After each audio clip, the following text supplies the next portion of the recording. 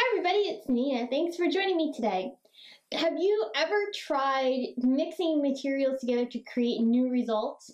Well, I was experimenting one day and I took some Wendy Vecchi embossing paste and I decided, well, what would happen if I mixed it with some distress inks? And not in the same way of coloring the paste before applying it to your paper, but after I've already applied the paste. It was such a crazy idea and I thought, oh, you know what? I want to try it and see what happens. So I took some distress inks, the refills. So I have some cracked pistachio here and picked raspberry. These were two of the colors that I used in my project. I ended up putting the paste onto my paper here with a stencil from Simon Says Stamp. And after I applied the paste down onto the paper, I then took some distress ink refills and dropped them all over this paper. Spritzed it with water and the result turned out so cool, as you can see here. This is such a fun card to make, and I'm going to show you how I did it.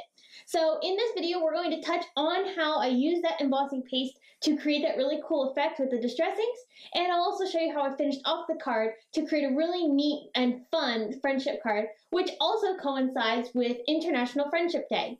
So I'll have details on International Friendship Day over at the Simon Says Stamp blog, so you make sure you check the links down in the video description below to find more about that.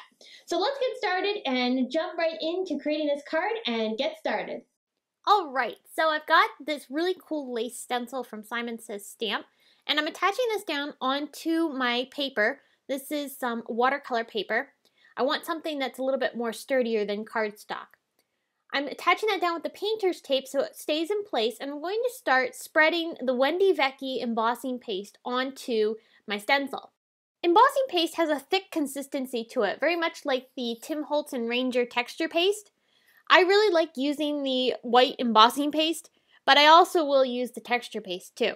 This technique, because the pastes are so similar, would work with both the texture paste or this Wendy Vecchi embossing paste. I've not tried other embossing paste with it, so I can't say for sure it would work on all embossing paste, so I would encourage you to experiment and see what happens, just like I did with this card. I was experimenting and seeing what would happen when I blended these two materials together. After you're done using embossing paste and spreading it onto your stencils, you want to make sure that you clean your tools and your stencils really well, because the paste will dry on them. Here's where the fun part came in. I took some distress ink refills and I started dropping color onto different areas of my paper. Now the stencil is still applied onto the cardstock. I've not removed that yet. I've not removed anything off of this paper. I just applied the paste and then went right into putting the refills onto the embossing paste. Now I'm spritzing this like crazy with water, getting that color to really move. You could do the same technique by using color sprays, but I wanted to see what would happen if I used refills and spritzed them with water. So you're seeing that the colors aren't blending a whole lot yet. That's going to change because I'm going to allow those colors to blend by smoothing them across with my palette knife. And I'm wiping in between each color because I don't want to contaminate other colors that aren't going to blend right. So here I'm mixing some of that blue and cracked pistachio together. It's creating a really nice green, and then I'll start working up towards the top. Now this looks like a terrible hot mess, and the colors are bleeding outside the embossing paste, but stay with me, it's going to look really cool. I want to let this sit a minute before I take everything off, but I don't want to let it completely dry as is because we still have the stencil underneath, and I don't want the stencil to dry in the paste itself. So I'm kind of wiping up some of the excess that's hanging off along the edges here. And I do recommend having some sort of work surface underneath of this so that way you're not messing up your desk. Now this is where you need to be really careful. We have a lot of wet material on top of this stencil, so you don't want to flick it or otherwise you'll have that color and stencil kind of fly all over the place and you'll have a mess.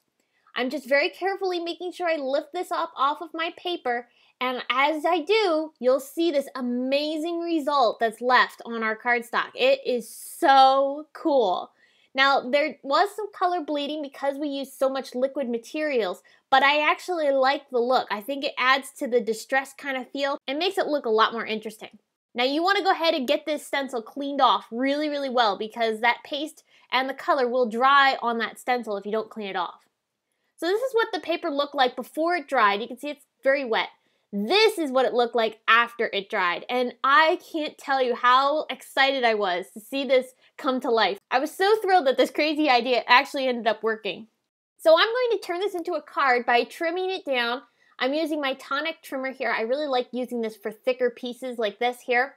I would not suggest running this through a die cutting machine because I don't want to smush the embossing paste. I don't think it would have flattened, but I didn't want to take that chance.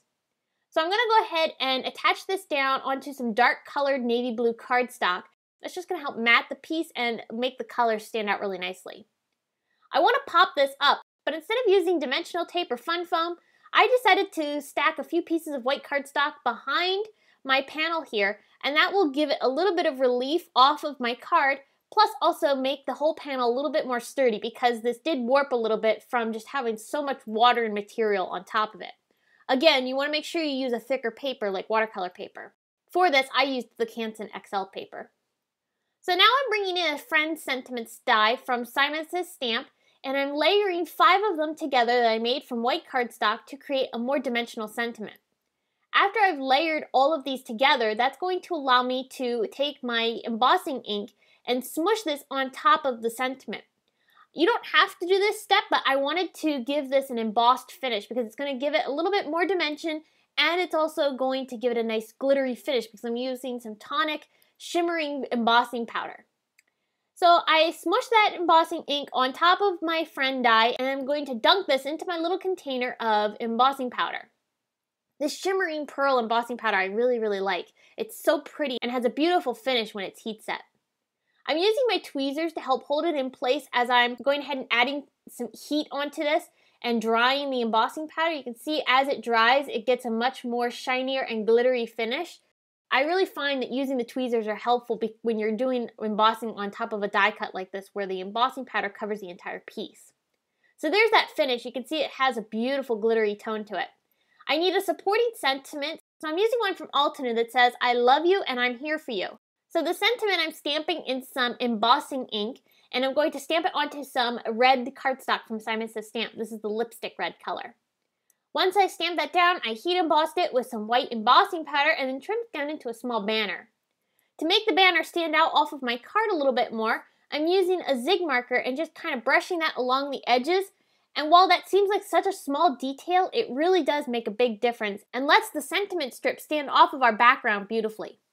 So I'll pop that up with some foam tape, and then my last finishing touch was to take one of these beautiful shape sprinkles from Doodlebug in a purple color and add that right on top of the little I in my word friend. Here's the card. I think this is such a fun card, and I want to show you the relief here that you get by using the embossing paste to create this really cool effect. Where by mixing the distress ink refills and the embossing paste together, you create this totally amazing result that I think you will really enjoy trying out as well. Test it out with different color sprays or ink refills and see what kind of fun results you can achieve by using embossing paste and ink and making some really fun backgrounds. Thanks so much for watching this video. Please give it a big thumbs up and subscribe to our channel for more inspiration. Thanks for watching. I'll see you again soon. Bye!